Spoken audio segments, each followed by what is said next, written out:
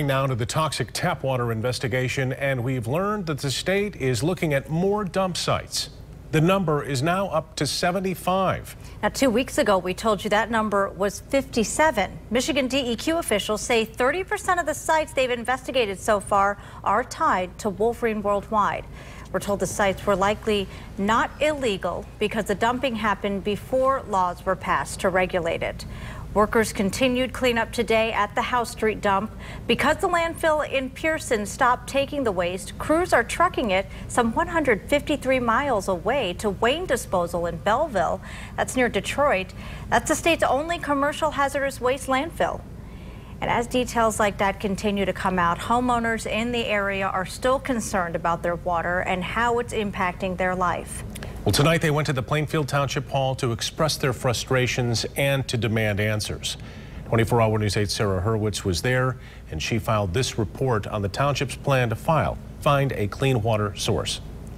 What I find truly appalling is Plainfield Township has been aware of this information, and through your lack of transparency, you have placed the health and safety of the public at risk.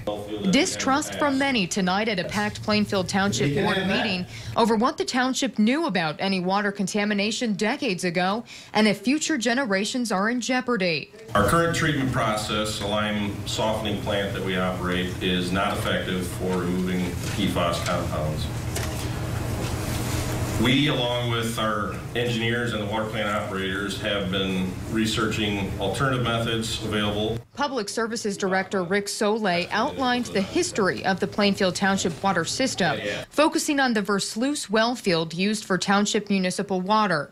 Soleil says it tested the well in March 2016 and found elevated PFAS levels. The township decided to shut it down. Since then, the township's tested its municipal water, and according to Plainfield Township's 2016 water quality report, its PFAS levels are now 7.9 parts per trillion. That's well below the EPA's safe drinking levels, but those at the meeting tonight don't trust that it's safe. Would you drink it? I am drinking it. Really? Yes. Well, good luck with that. You know, it's a matter of safe. We meet all the standards. You know, when I was on the board, I can remember back that I never received a report from the water department in this township at what our safe water drinking was at. And that was Sarah Hurwitz reporting. The township is looking for a new well field to replace the capacity it lost when it closed the Versluis well field. All of this comes as Governor Rick Snyder now is setting up a task force to look into PFAS contamination around the state.